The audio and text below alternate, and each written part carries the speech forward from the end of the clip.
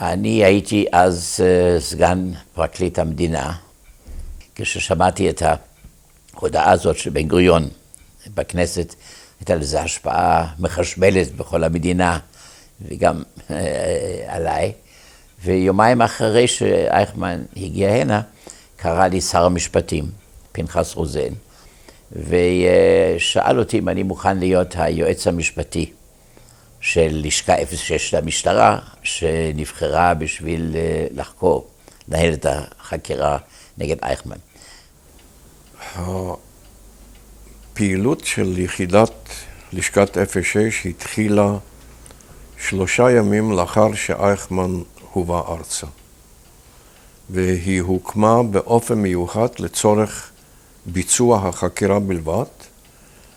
הובאו קציני חקירות מכל מקומות בארץ, אלה שידעו שפות אירופאיות, בעיקר גרמנית, והחלוקה של העבודה הייתה לפי חלוקה גיאוגרפית של אירופה. המדור שלי היה מדור ב' זה נקרא, והייתי ממונה על איסוף חומר נגד אייכמן, חקירה, על רצח יהודים בפולין, בארצות הבלטיות, בשטחי כיבוש הנאצים של ברית המועצות ושל מחנות ההשמדה. רוקנו בצוהר שלם, שם על יד יגור למטרה הזאת, ואייכמן הוחזק שם, וכל 30-40 אנשי המשטרה שניהלו את החקירה הזאת היו שם. אנחנו ישבנו באותו מחנה אייר 9 חודשים. היינו נוסעים הביתה רק פעם בשבוע לשבת, ביום ראשון בבוקר היינו מתייצבים בחזרה במקום. למעשה היינו איתו, אמנם לא באופן אישי, באופן פנים מול פנים, אבל היינו איתו ביחד 9 חודשים. ואכלנו את אותו האוכל מה שהוא אכל. הוא אפילו התנאים שלו היו יחסית יותר טובים מהתנאים שהיו לנו. כי אנחנו בתוך תחנת המשטרה הזו, איפה שהיינו, מסוגרים למעשה, אמנם חופשיים, היינו יושבים, בכל חדר ישבו 3 קצינים, והייתה צפיפות. היו לנו הוראות חמורות ביותר על שמירת סודיות. זלינגר, שהיה מפקד לשכת 06, הוציא פקודת שמירת סודיות חמורה שלא הייתה לנו בדרך כלל בעבודתנו הרגילה במשטרת ישראל. היה אסור לספר בבית מה אנחנו עושים. כלומר, הם ידעו בבית שאנחנו עוסקים בחקירתו של אייכמן, בהכנת המשפט, אבל פרטים על זה אסור היה לספר. אסור היה אפילו לדבר עם אנשי משטרה אחרים שלא היו במחנה אייר בלשכת 06, על העדויות, על המסמכים, אסור היה להיפגש עם עיתונאים. היה איסור מוחלט אפילו לספר איפה אנחנו נמצאים. כלומר, הסודיות המוחלטת הזו נשמרה במשך 9 חודשים, ואני מוכרח להגיד ששום דבר לא דלף החוצה. 9 חודשים. למעשה, כל יום ישבתי בבית הסוהר, חוץ מסוף שבוע. בלילה הייתי גר בבית מלון אז בחיפה, וכל בוקר נסעתי לבית הסוהר והייתי אחראי על החקירה. בהתחלה לא ראיתי אותו אישית, רק קיבלתי כמובן מכל אחד מקציני המשטרה שעברו על מיליונים של מסמכים. וביקשתי שתמיד כשיתקלו באיזשהו מסמך בעל משמעות שיכול להיות רלוונטי, אז יביאו לי את זה. ואני הייתי בלילה צריך להחליט מה ייכנס לתיק התביעה ומה לא. ואני לא אשכח את היום שבו ישבתי במשרד וקראתי את האוטוביוגרפיה של רודולף הס, זה היה המפקד של אושוויץ, שנתלה ב-1948 בפולניה, היינו 12 שנה לפני שאייכמן נתפס. הוא נידון למוות והוצא להורג בפולניה. והוא, לפני שהוא הוצא להורג, הוא כתב את האוטוביוגרפיה שלו. ובאותו יום קראתי את הקטע ששם הוא תיאר איך היו להם הרבה מאוד ימים שבהם הם הרגו 1,000 ילדים יהודים ביום. הוא תיאר איך הילדים לפעמים התחננו על חייהם, והוא כתב אז שכשהוא היה צריך לדחוף את הילדים לתוך תאי הגזים, הוא קיבל לפעמים פיק ברכיים. אחר כך הוא הוסיף, אבל תמיד התביישתי אחר כך על החולשה הזאת שלי, אחרי ששוחחתי עם אוברשטורמבנפירר אדולף אייכמן, זו הייתה הדרגה שלו ב-SS, מפני שאייכמן הסביר לי שזה במיוחד הילדים שצריך להרוג אותם קודם. הוא אמר, מפני שאיפה ההיגיון שהורגים דור של מבוגרים ומשאירים בחיים דור של נוקמים אפשריים שיכולים אחר כך להקים את הגזע הזה מחדש. 10 דקות אחרי שקראתי את זה, הודיעו לי, אייכמן רוצה לראות אותך. אז אני מוכרח לציין שאני אז שמעתי, אך בדיוק אחרי שקראתי את זה, על הצורך לרצוח את כל הילדים.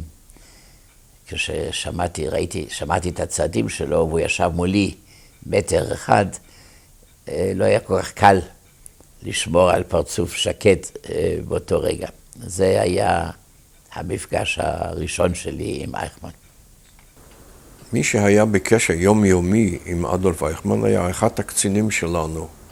זה היה אבנר לס, יליד ברלין, שדיבר גרמנית הרבה יותר טובה מאדולף אייכמן. הוא דיבר גרמנית נאצית פשוטה.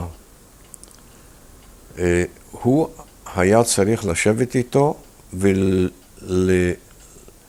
ולשאול אותו שאלות, להגיש לו, להראות לו מסמכים, לקבל את התשובות שלו. זה הכל זה הוקלט ברשם קול, והוא ישב איתו באופן קבוע. עכשיו, מדי פעם בפעם היו גם כן מאיתנו קציני חקירות שנפגשו איתו בעניינים ספציפיים. למשל, אני חקרתי, או אי אפשר להגיד חקרתי את אייכמן 3 פעמים. במיוחד בדברים ספציפיים, כמו בעניין האיינזאצגרופן בשטחים של הכבושים של ברית המועצות, בפגישות שלו, בביקורים שלו באושוויץ באופן מיוחד. קיבלתי מאבנר לס כמעט יום את התיאור, ויעצתי לו איך לחקור את אייכמן ועל איזה נקודות. כל מה שהוא ענה, וזה הוקלט, זה הוא עבר אחר כך בכתב, זה הראו לו למחרת או יומיים לאחר מכן, הוא יכול היה לעבור על כל דבר ודבר, יכול היה לעשות תיקונים, יכול היה למחוק, ואחר כך חתם בסוף של כל פרוטוקול ופרוטוקול. אדולף אייכמן, כשישב אצלנו בחקירה, הוא שיחק את הנעבך. הוא שיחק את האדם שהיה ממלא פקודות, וכשהוא אמר פעם שהוא נשבע אמונים לאדולף היטלר, ושבועה היא שבועה, וכל מה שהוא עשה זה מה שאמרו לו לעשות, ואנחנו ראינו, ידענו עד כמה שזה לא נכון. אני אף פעם, לגבי אף נאשם, לא אוהב להגדיר בן אדם כרק רוצח, או רק בירוקרט, או רק רובוט, או רק נאצי. אדם אף פעם לא רק משהו. אדם הוא בדרך כלל תערובת של דברים, הוא גם עובר דרך התפתחויות מסוימות. אני חושב שזה גם קרה אצל אייכמן.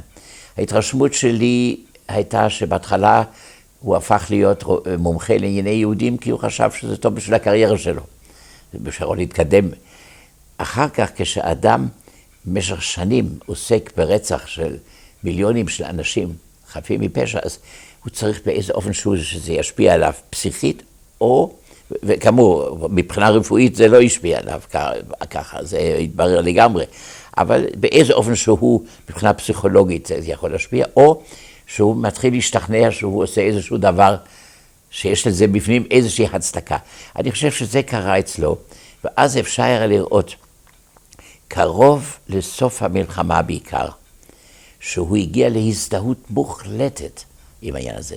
הוא בשום אופן, זה לא נכון להגיד שהוא רק אדם שרק מילא הוראות.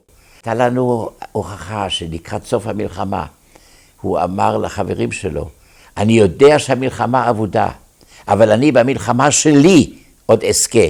ואז הוא נסע לאושוויץ בשביל להגדיל את מספר הרצח מ10,000 ליום ל12,000 ליום. הוא היה הרבה יותר ממה שהוא היה משחק בפנינו של המסכן הזה שמילא רק פקודות. ובנוסף לזה הוא שיקר לאורך כל העדות שלו. הוא לא זכר. כשהראו לו מסמך שהיה חתום על ידו, אז הוא אמר כן, זו חתימה שלי, אבל אמרו לי לחתום. כשהראו לו מכתב שהוא בעצמו כותב בתוך המכתב, אני מורה לעשות ככה וככה. זה אתה כתבת. הוא אומר, כן, אני כתבתי את זה, אבל אמרו לי מה לכתוב. בצורה כזו שהוא פשוט מאוד, הוא לא זכר שום דבר, כשהוא למשל נשאל על ביקור שלו במחנה איום ונורא בלבוב, מחנה ינובסקה. והוא ביקר שם כי היו הוכחות על כך. והוא נשאל מה הוא ראה שם בתוך המחנה הזה. הוא לא זכר, אבל הוא כן זכר איזה נקניקיות הוא אכל בתחנת הרכבת בלבוב כשהוא הגיע לשם. זאת אומרת, דברים מסוימים שהוא רצה לזכור, שזה לא הרשיע אותו, שזה לא דיבר נגדו, הוא זכר בצורה יוצאת מן הכלל. דברים מסוימים שהוא יכול היה להפליל את עצמו, הוא לא זכר. בין התחושות הטראומטיות שהיו לי בזמן החקירה ב-06, היו החוויות בקשר לניסיונות להציל לפעמים יהודי אחד, או משפחה יהודייה אחת. ואז בלילה הייתי לפעמים חולם שמישהו מהם פעם ניצל.